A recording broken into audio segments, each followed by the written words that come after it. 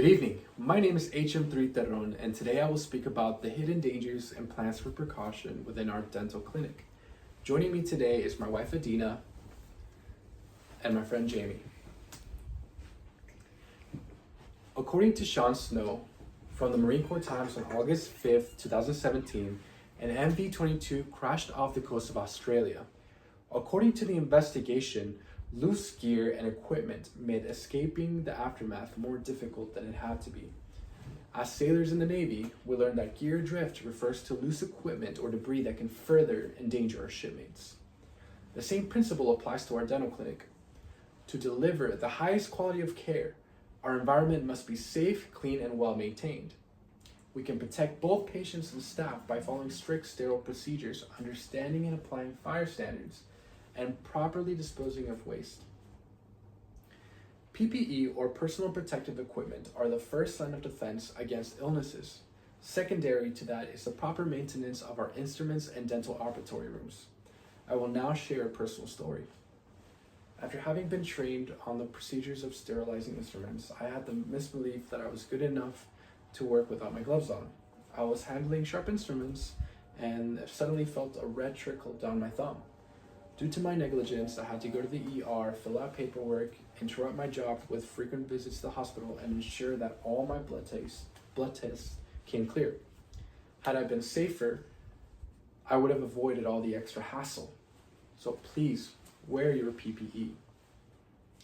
Also, in order to protect our patients, we must provide the cleanest sources of water and flush the lines frequently. Failure to do so can put our patients at risk. Such was the case in the International Journal of Environmental Research and Public Health. There was an 82-year-old patient in Italy that contracted Legionnaire's disease due to faulty water lines. By failing to adhere to the safety protocols, we endanger the lives of our most vulnerable. Although we don't typically associate dental work with fire safety, I will now share with you a diagram that will remind you of its importance. I present to you the fire triangle. Fuel, oxidizer, and ignition sources are the main components of fires. As you look around you, you'll notice we're surrounded by chemicals and flammables. It can take friction or a little spark to start a fire. There have been cases of mishaps in the past. There was once a case in the Journal of American Dental Association regarding a 72-year-old woman who was facially burned from a fire that lit up near the nasal hood supplying gases like nitrous and oxygen. We cannot take our procedures for granted. For these reasons and more, we propose that you memorize the acronyms RACE, Rescue, Alert, Confine, Extinguish, in the event of a fire. When it comes to extinguishing a fire, please remember that PASS, or PASS, stands for pull, aim, squeeze, and sweep. Now, when you leave this meeting today, please identify the pull boxes and fire extinguishers in your surroundings.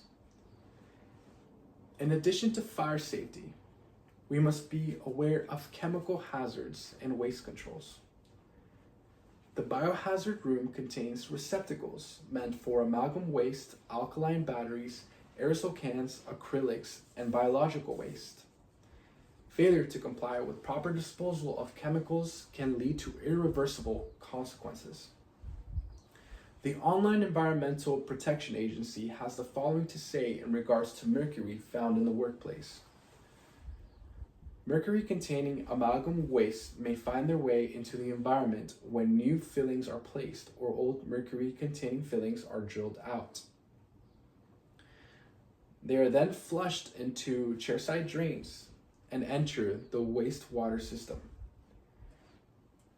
Mercury enters publicly owned treatment works frequently, turns into sludge, and then remains treated. They end up making their way into the environment through incineration, landfilling, or land application of sludge, or through surface water discharge. The harms of chemicals like mercury can severely harm the environment and the development of our children and wildlife. We must remain ever cautious and take seriously the ecological footprints we leave behind within our dental spaces. These protocols and admonitions that we have covered will protect us from gear drift and will make our dental clinic a happier and safer place to work at. To review, today we have discussed the importance of wearing PPE and cleaning our dental rooms, remaining fire safe, and disposing of our waste materials properly.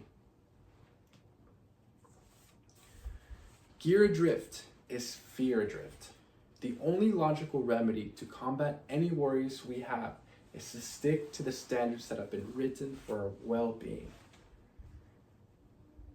May we all take the time to consider our impact and the potential we have as trained staff to bring these protocols into action and the success of our dental clinic into fruition.